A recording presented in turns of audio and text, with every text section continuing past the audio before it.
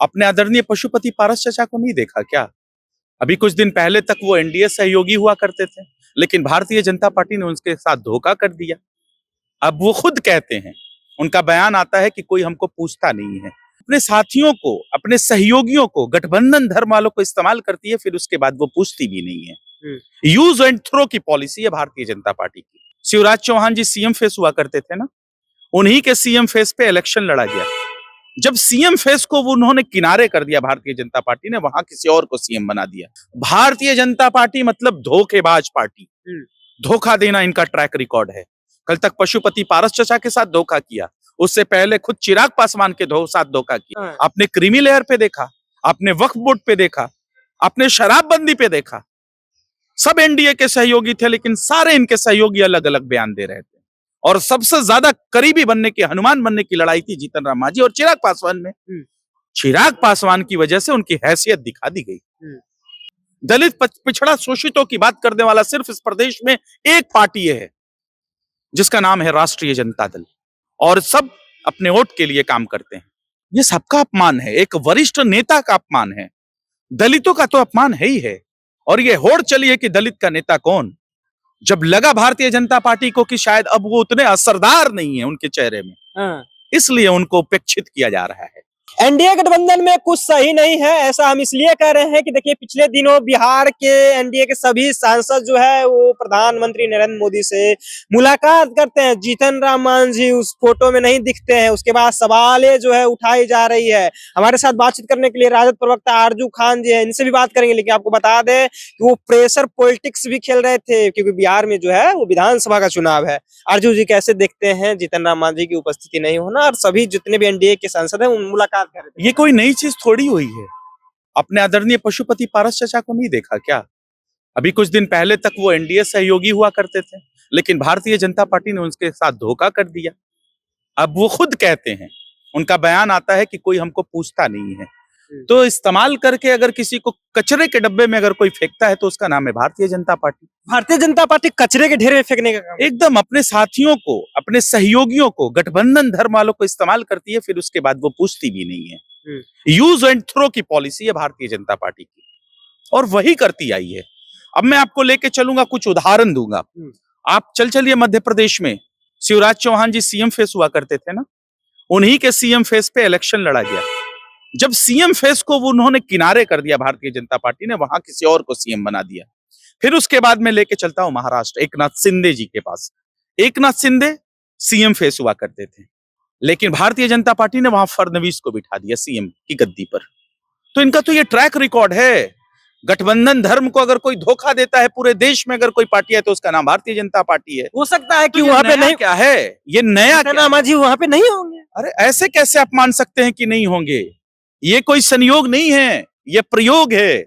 और इसी प्रयोग से परेशान होकर जीतन राम मांझी जी ने कहा था कि हम 20 से 40 सीटों पे लड़ेंगे। हमें उपेक्षित किया गया है पार्लियामेंट्री इलेक्शन में या फिर झारखंड के इलेक्शन में। और अभी 2 दिन पहले तक उन्होंने कहा कि हम इनकी औकात दिखा देंगे। ये ऐसे ही आदमी नहीं कहता है, उसको दबाने की कोशिश की जा रही है मांझी जी को, और उनकी औकात दिखा दी गई है।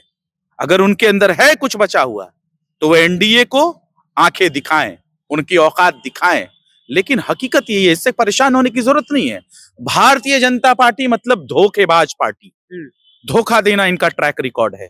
कल तक पशुपति पारस चचा के साथ धोखा किया, उससे पहले खुद चिराग पासवान के साथ धोखा किया। चिराग पासवान तो हनुमान है, चिराग पासवान के साथ कहां धोखा हुआ? यही तो लड़ाई हो रही थी ना जीतन राम मांझी जी में और चिराग पासवान में कि सबसे बड़ा हनुमान कौन है। ताबड़तोड़ तेल मालिश हो रही थी। अभी आपने कुछ महीनों पहले देखा, कौन कर रहा था ताबड़तोड़? दोनों लोग कर रहे थे, दोनों कर रहे थे कि नरेंद्र मोदी का असली हनुमान कौन। आपने क्रीमी लेयर पे देखा, आपने वक्फ बोर्ड पे देखा, आपने शराबबंदी पे देखा। सब एनडीए के सहयोगी थे, लेकिन सारे इनके सहयोगी अलग अलग बयान दे रहे थे। और सबसे ज्यादा करीबी बनने की, हनुमान बनने की लड़ाई थी जीतन राम मांझी और चिराग पासवान में। चिराग पासवान की वजह से उनकी हैसियत दिखा दी गई। जीतन राम मांझी जी की उनको हैसियत दिखा दी गई है। चिराग पासवान के कारण ही जीतन राम मांझी को उस मीटिंग में नहीं बुलाया गया, वही वजह है। और भारतीय जनता पार्टी का यही चेहरा है, यही हकीकत है। दलित वोट बैंक की राजनीति हो रही है। दलितों के साथ वो रहते कहां हैं? दलितों के बात पे खड़े हो जाते हैं। पता चलता है कि सिर्फ मंत्रिमंडल चाहिए। दलित पिछड़ा शोषितों की बात करने वाला सिर्फ इस प्रदेश में एक पार्टी है, जिसका नाम है राष्ट्रीय जनता दल, और सब अपने वोट के लिए काम करते हैं। अगर दलितों, पिछड़ों, अकलियतों के ऊपर अगर प्रहार होता है तो उसके लिए सिर्फ एक चेहरा आता है, उसका नाम है आदरणीय तेजस्वी प्रसाद यादव। और सब तो सिर्फ मंत्रिमंडल चाहिए। इनको प्रदेश के विकास से, प्रदेश की गति से, प्रदेश की उन्नति से कोई मतलब नहीं है। मखाना का माला पहना रहे हैं चिराग पासवान, पशुपति पारस तो नहीं है, लेकिन जिस तरह से जीतन राम मांझी की आप बात कर रहे हैं कि चिराग मखाना का क्या पहना रहे हैं? माला किसको पहना रहे हैं? मोदी जी को। मोदी जी को पहना रहे हैं। पता नहीं है जीतन राम मांझी जी को। घोषणाएं भारतीय जनता पार्टी और देश के प्रधानमंत्री ने पता नहीं कितने वर्षों से करते आ रहे हैं, 10 सालों से ज्यादा वर्षों से करते आएंगे हैं। उन्हीं के सहयोगी चंद्रबाबू नायडू, जो केंद्र में सहयोगी हैं, कितने हजार करोड़ ले गए हैं, थोड़ा इसका पता आप कर लीजिएगा।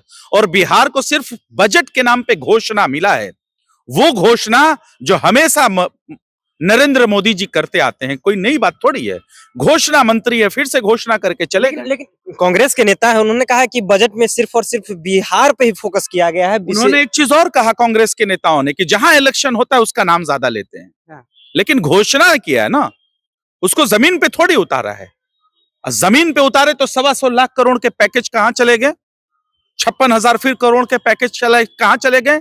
ये पैकेज अगर नरेंद्र मोदी जी ने दिए, देश के प्रधानमंत्री ने, आदरणीय नरेंद्र मोदी जी ने अगर दिए, तो फिर बिहार प्रदेश इतना पिछड़ा क्यों है? क्या लग रहा है जीतन राम मांझी दलित पॉलिटिक्स करते हैं, दलित पॉलिटिक्स के कारण, उन्हें दलित होने के कारण ये अपमान किया जा रहा है, ये माना जाए? ये सबका अपमान है, एक वरिष्ठ नेता का अपमान है। दलितों का तो अपमान है ही है। और ये होड़ चली है कि दलित का नेता कौन, जब लगा भारतीय जनता पार्टी को कि शायद अब वो उतने असरदार नहीं है उनके चेहरे में, हाँ। इसलिए उनको उपेक्षित किया जा रहा है। जैसे ही उनके अंदर वो चीजें आ जाएंगी, फिर वो अच्छे हो जाएंगे और चिराग पासवान बुरे हो जाएंगे। यही है भारतीय जनता पार्टी का ट्रैक रिकॉर्ड। अपने सहयोगियों को लड़ाती है, अपने सहयोगियों के घर में लकीरें खींचती हैं। आपने देखा ना पशुपति पारस चाचा कैसे अपने भतीजे से अलग हो गए। तो ये तो रिकॉर्ड है भारतीय जनता पार्टी का। भारतीय जनता पार्टी मतलब धोखेबाज पार्टी। चलिए, तो भारतीय जनता पार्टी मतलब धोखेबाज पार्टी।